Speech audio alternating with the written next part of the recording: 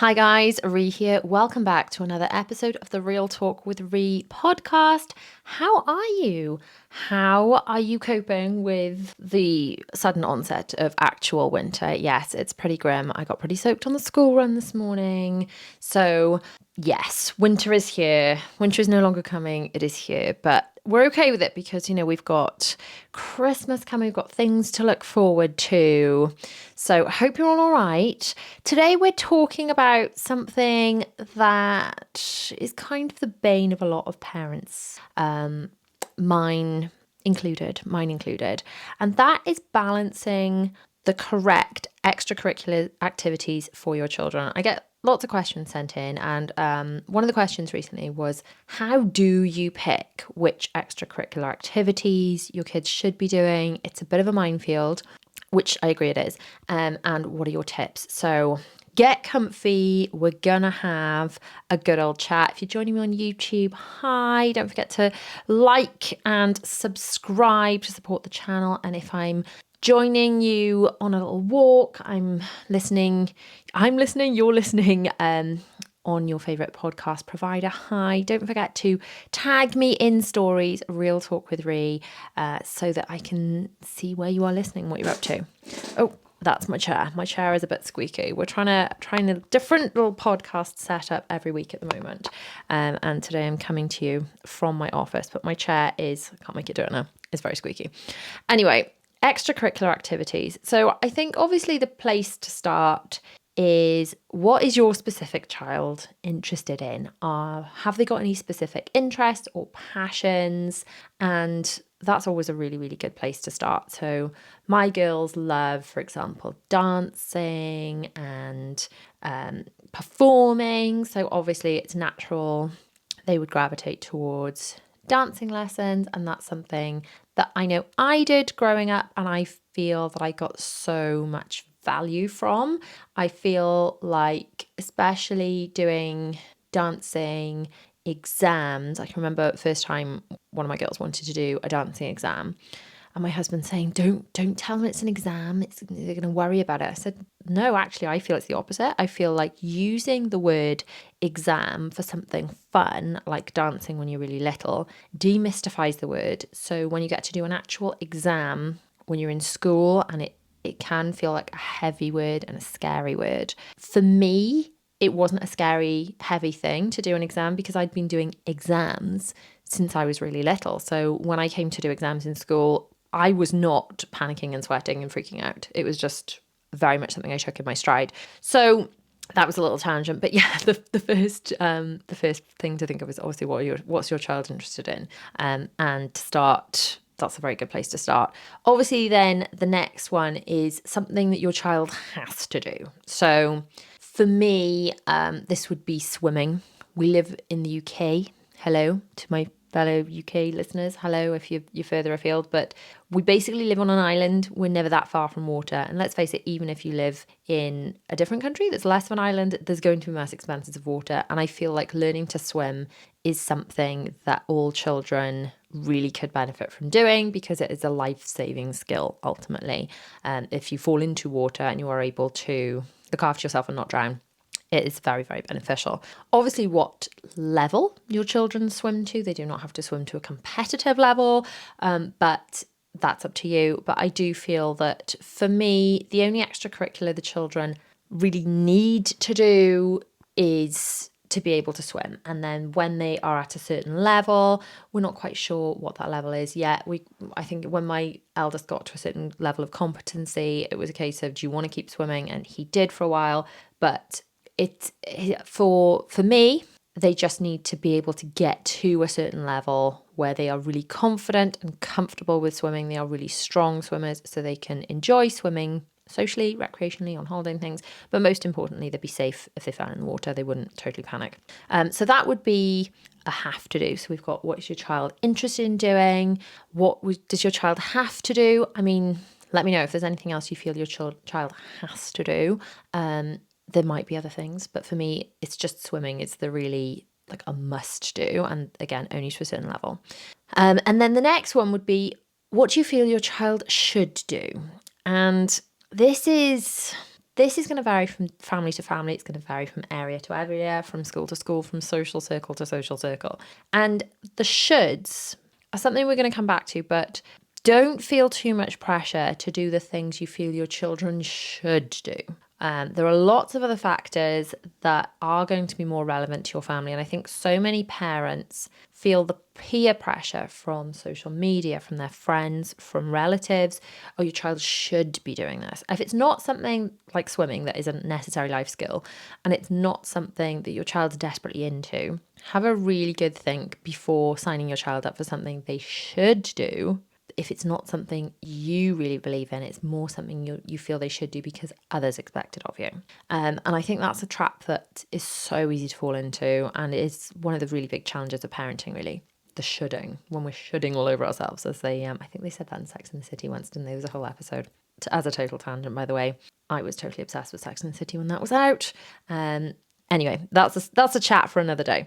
Okay, so the next step to do, if you are kind of new to extracurricular activities, or you've moved to a new area, or you're looking into them, is obviously doing your research. Now, social media obviously can really help with this, in that often the school you're likely to go to, like the dancing school, the swim school, the club, if it's karate or whatever, is likely to have a social media presence, is likely to have videos and things you can watch. And it's a really good way to get a feel for things. And social media can be really beneficial from that point of view, because you can have a little bit of an insight into what you're likely to experience. And their social media often, especially if it's a small business, is more likely to be a little more up to date than a website. Because if you think of a small business, sometimes a small business would pay someone to have a website, but wouldn't necessarily have the skills, if you're like a dance teacher or swim teacher or whatever, to be really tech savvy and to update the website. So sometimes the social media can be a little bit more up to date than a website if it is one of those small businesses. So make sure you check out the business's social media as well as their website. And obviously, if you can speak to other parents. So we recently switched, I say recently, within like about a year ago, we switched swim schools. And the swim school we were with originally, there were a few things that were challenging with the timings, with the way the changing worked, as in the physically changing in and out of the swim kit and things. As like there was sort of a hangover from COVID, where a lot of the COVID restrictions obviously are no longer in place, but they had certain restrictions about how the children could change, and it was very, very challenging for us as a family and for my children. And the swim school that we are with now was just through recommendation, through chatting to lots and lots of parents at the school. Where do you swim? Which night is it? Because obviously it's got to be a scheduling thing. We're going to get to that. So we needed swimming lessons on certain nights, which we're going to come back to that, about the nights, the scheduling of it all. When you are doing your research, have a look, perhaps speak to whichever club, swim school, dance school, whatever, and see if they've got a trial period, if they've got any free lessons, if they've got a period where you can sign up without having to buy all the kit. We'll get back to kit again in a second. But a trial period, a trial session, trial lessons. Sometimes if you've got that, when you're speaking to people with other children in these clubs and things, you're asking for recommendations. Quite often there'll be a referral scheme where parents are encouraged to refer people on. Maybe they'll get an incentive, you get an incentive. So just ask about that kind of thing to see if there is a way of dipping your toe before committing you and your child and your family to a big old session of which can be quite a long time. Make sure you check out the payment structure and whether you're tied in for these things. So, for example, do you have to pay weekly? It's unlikely you're going to have to pay weekly. Most clubs and things you're going to sign your child up for, they're going to want you to pay for half a term or even a whole school term at a time. Sometimes it's monthly. I think our karate is monthly, but most other things, you either get a bill or you've got a direct debit or whatever, which is half termly or termly. And that's just, if you think about it from a small business point of view, if they've got 10 slots in a class, they need to know that those slots are filled so that they can pay their bills. And if people are just paying weekly and people are not showing up, then they're not getting paid. So you can understand it from a business point of view, why they need to do that. But that's why a trial period can be quite helpful, or a trial lesson before you commit, because sometimes if you're committing your child to a whole term, so for example, the the term that we're in now. If you're paying for half a term, that would have been from September till the end of October. Or if you're paying for a whole term, that would be from September till Christmas. And if your child is starting a club or something that they end up really not enjoying, you're stuck with it, with paying for it at least, for quite a long time if they're not into it. Check out the cancellation policies as well. I mean, some places will have refund options if your child's really not into it. Some people need a certain amount of notice period to quit something. So just make sure you check out all of that. The other thing to really consider is whether the activity you're taking on is going to need a lot of uniform and what the costings are going to be for that. So when I was in dance school, like dancing lessons and stuff when I was younger, I know they were quite strict with the exact kit we had to have. So we had a very specific leotard, we had to have our hair in a very specific way. And I know a lot of dance schools are still like that. And you've got to have the exact gear. The place where the children dance at the moment is quite relaxed, is very considerate of the fact that a lot of people are struggling, cost of living and things, and is quite happy as long as the children are in leotards. It doesn't matter what the leotards are. There's no specific uniform. So some places are going to be a lot more strict than others. Obviously, if it's something like swimming, perhaps you're not going to need as much actual kit. It's just like a generic swimming costume. Whereas other swim schools, maybe you've got to have a specific swimming uniform. And that's just worth considering when you are pricing up where to go. Specifically, if you're going to need extra, specific like rugby boots or expensive uniform, that can get quite costly if your child is losing things or growing, as our children tend to do. That can really bump up the cost, and it's really worth thinking about. So timings. So we touched on this. For us, my children used to do a lot of activities on the weekends, especially my eldest used to do a lot of activities on the weekends. And that can work for you if that works for you, if that makes sense. Or maybe weeknights would work for you a little better. So we used to say do a lot of activities on the weekends, and that used to kind of fit in with us for a time. And then it came a point in our lives when we just had the boys before we had the girls, where we would like to go away on the weekends. And that wasn't an option because we were committed to these weekend activities.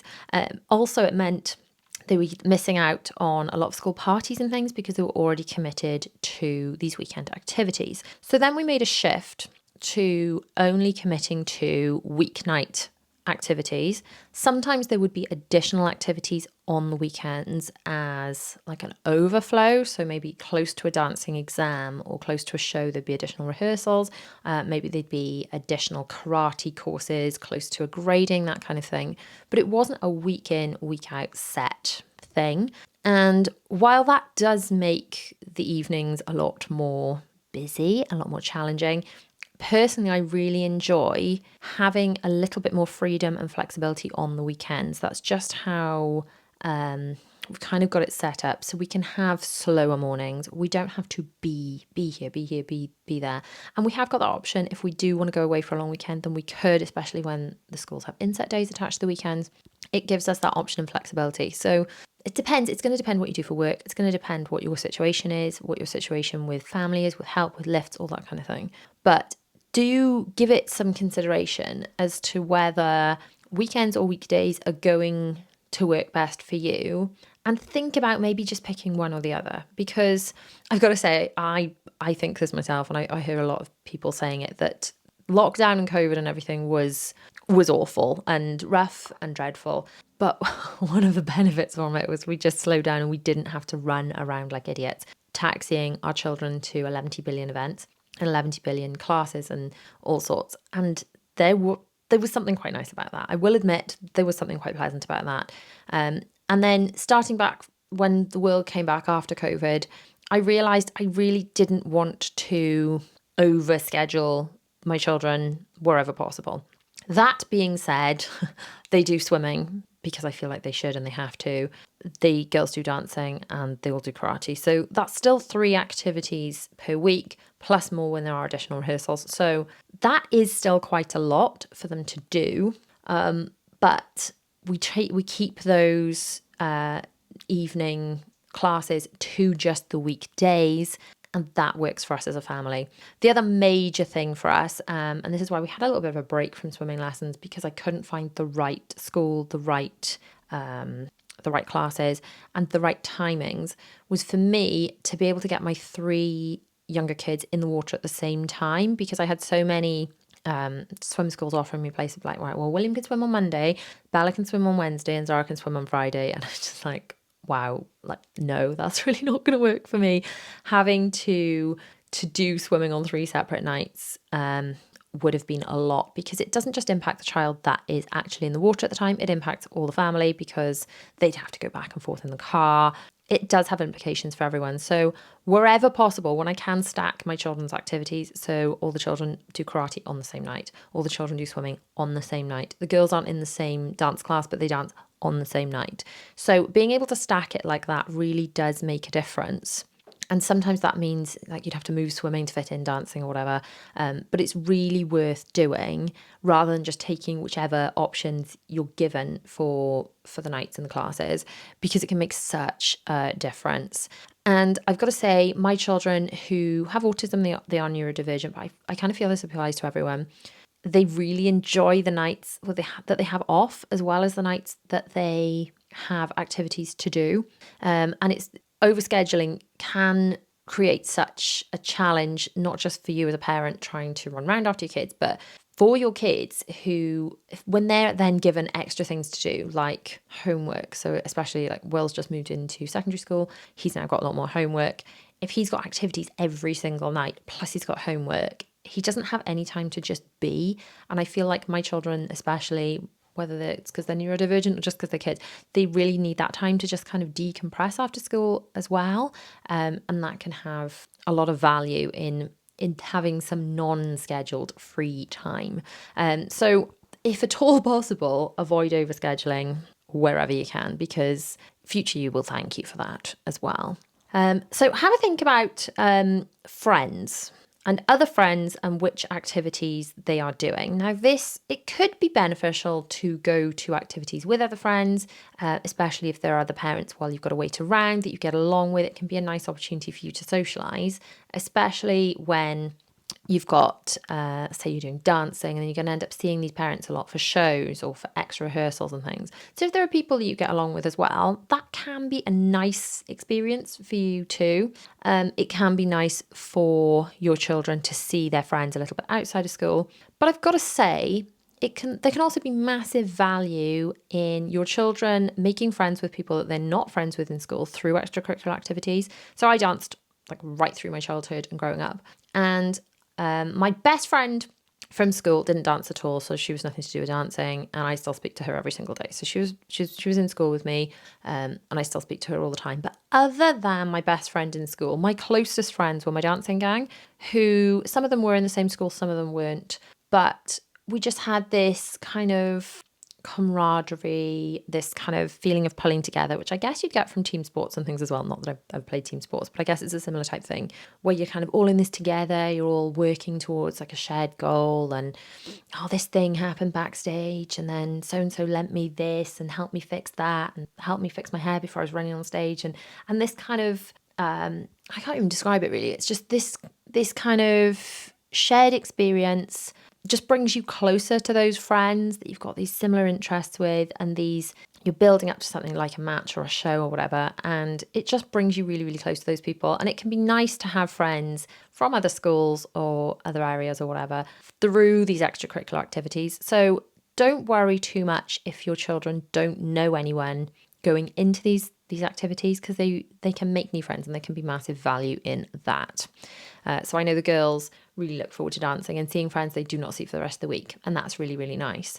And also things like if they're going into classes or clubs or something, and they're seeing older kids that potentially will be in school with them. It's nice that they're kind of friends with those older kids outside school, so maybe when they're inside school they look out for them just that little bit more. So they don't have to go to clubs with friends that they already have. Can be beneficial, or sometimes it can be just nice to have those different social circles outside of the school day. So you can obviously if you are thinking about going to things with people you already know, they can be beneficial. Things like lift sharing.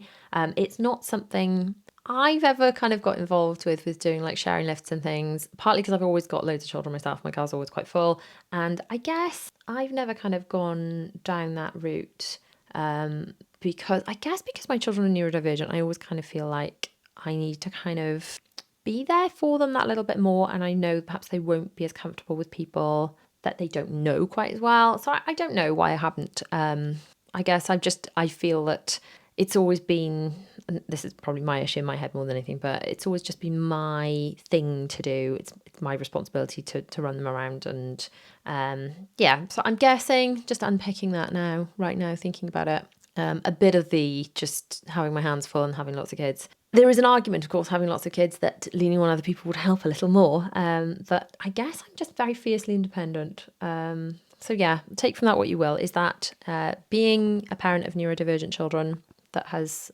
made me like that? I don't know. Or just I don't know. That's a whole different topic to explore. But I know a lot of people do share lifts, especially if they live very, very close together. So I've got a group of friends that literally all live in the same street.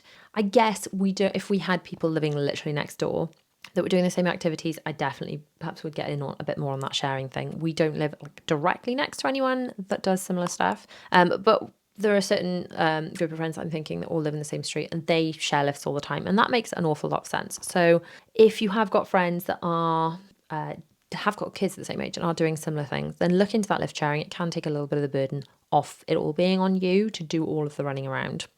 So have a look at what might be age appropriate and how long will an activity last when you're going into something. So is this something that they can take through right till they finish school? Is it going to be a short burst kind of thing? And then what will the implication be as they go through the different stages? So for example, if you're doing rainbows, then brownies, then Girl Guides, there is that progression through the stages. Will the nights change? Have a look at, so if you're starting in this swim school, will your children have to move to a totally different swimming pool when they reach a certain stage? And then you're going to end up with children in 2 different swimming pools and 2 different nights. It's worth having a look at future-proofing the activities that you pick, not just for now, this week, next week, this coming year, but what will be the next steps if your child loves this school, this club, whatever, and they need to continue. What will the future timings be? So it's just worth glancing ahead at the timetables for the slightly older kids so that you can have a look at what your life might be looking like if it's something you commit to. Obviously, it's well worth considering the costings of things. So it's not just the cost of the lessons, it's the cost of the uniform. We touched on that already. The kit, but also the cost of, will there be extra rehearsals? So will you be charged for all those extra rehearsals? Will they be expected to travel for competitions? Will you be expected to take time off work to take them to travel for competitions? If it's something like horse riding, for example, which my husband and I have decided that is too much of a commitment. If any of our children want to do that, that's not something that we as a family could commit to, because that's just too much of a commitment. But there are massive cost implications in that, and time commitments for not just the child, but for the entire family. So what are the cost implications for now for the exams? Quite often, maybe the lessons won't be that expensive, but then come exam time, you've got to buy all the extra, like brand new kit and the exam fees and things. So just it's worth factoring all of that into and asking these questions when your child is starting an activity. And then the level of parental involvement required. So if your child picks up an instrument, are you going to have to be on their case for them to practice all the time? If you are signing your child up to a sports team, do you have to drive them all over the country to participate? Will you be needing to stand on the sidelines? What will you do with your other children during those times? And all of that is worth considering before you get started. And then preparation when you've signed up for the activities, and how can you make these activities a little bit easier for you, for your family, for your child. Now, if you've watched my videos on my main channel about preparing for the week and for school, then you'll know I sort out all the school uniform on the weekend for the week. And I do the same with packing kit bags. So karate bags, all the stuff that's washed back in the bags. Everything other than the drink, which gets added on the last day. Although if you wanted to, you could put a clean drink bottle in there, ready to refill. That's an option. So literally all you have to do is refill it. You don't even have to go hunting for it. All of the swimming kit, as soon as it comes out of the washing machine, gets put directly back in the swimming bag. So that's including pants, the swim towels, the swimwear, the goggles are in there. Even the shoe covers for me to wear poolside, they're all in there in the swim bag. The dancing kit. Zara at the moment's got to take a teddy bear and she wants to take a different one every week for dancing. We put that in there. And if you can do all of that on the weekend, it's going to make it so much easier. And then what I do is I set up the activities as a weekly reminder, like a recurring weekly reminder in the calendar. I've got that in our family shared online calendar, so it shows up on everyone's phone, everyone's devices, the times. So when my husband's like, what time is Bella need to pick it up for whatever, it's like, it's in the calendar. The address is there, where she's got to be, the travel time to get there, any kit they need to take. You can put all of that in a reminder, in a calendar event that will just recur. And it will always be there. I then actually have alarms set up on my phone for when it is time to leave for certain events. So I've got like a reminder going off that it's like time to leave in 5 minutes for swimming, or it's nearly time to go and get Bella from whatever. And that really, really helps me because it's not that I would actually forget to go and get my child from school, from anything, but I find these reminders help because when I am busy, pottering around, getting stuff done around the house, working, whatever, if I'm constantly like checking my watch, panicking, am I going to forget? I'm not focused on what I'm actually doing. I'm not present in the moment. But by having those reminders going off as alarms on my phone, I know that I can keep doing whatever I'm doing until that alarm goes off. And then that's enough to remind me that it's time to go take the children somewhere, to fetch the children from somewhere. And I don't have to keep just checking my watch all the time, which absolutely is not very productive. So set up those reminders in your calendar, pack everything in advance. And then the other thing to do is really checking on, sometimes it's social media, sometimes it's the website of the club, the school, whatever. Sometimes it's when you get letters and it's putting in those one-off events. So when there's a karate grading and it's got to be on a different day, or a dancing rehearsal or a dancing show, making sure you're putting those in the calendar so that you're not then like booking in other things that are going to interfere with them. And you've got that in your consideration when you are planning ahead for other things, like trips or days out or parties or whatever that you have got going on in your life.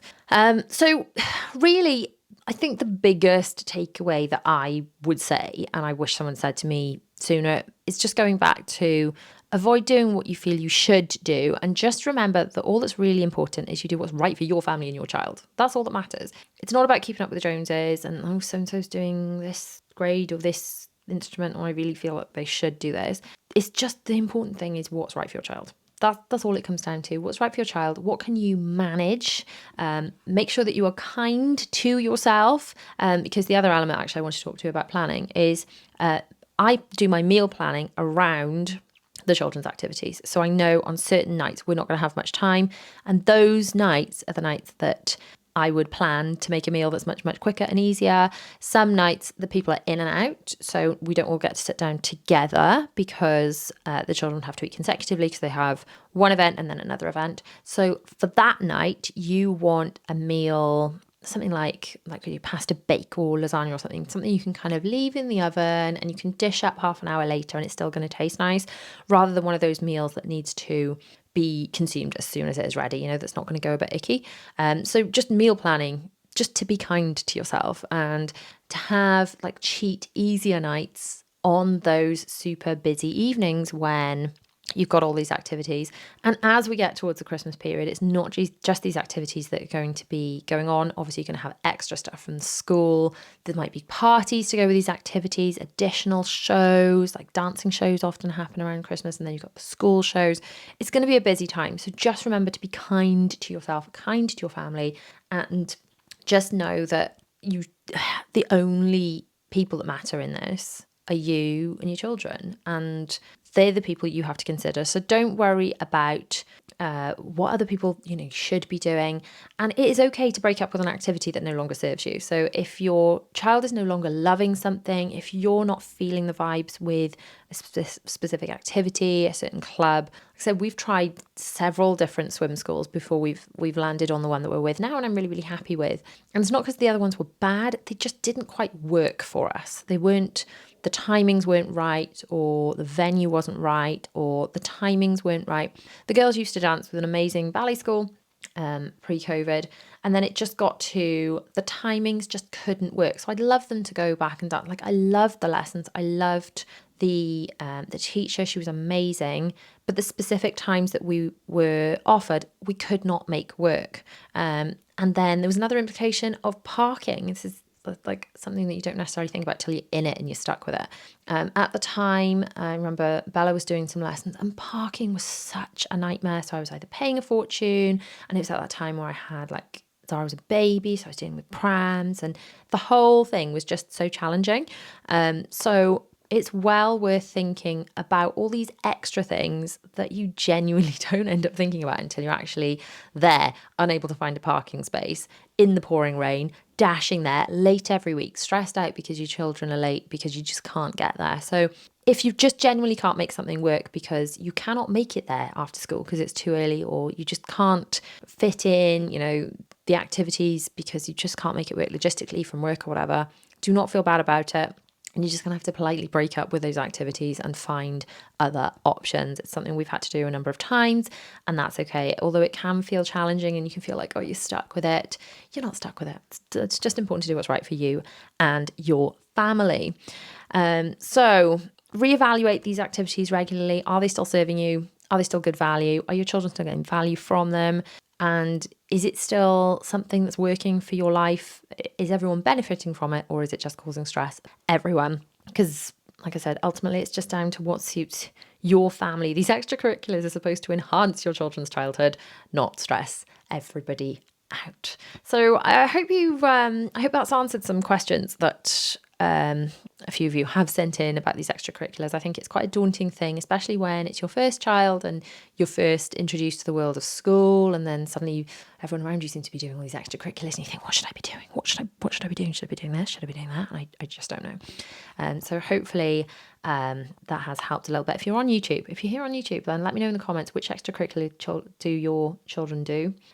Which ones have they done before and you've quit because for whatever reasons, and which ones are you thinking about taking up? And as always, if you're listening on your favorite podcast provider, please do tag me over on stories so that I can share in my stories. You can tag me on Real Talk with Rhi podcast, or you can tag me on my @Mummy4UK. That's my main Instagram. But I love seeing what you're up to while you're listening, or if you're cleaning, you're out on a walk, whatever. It's just nice to see what you're all up to.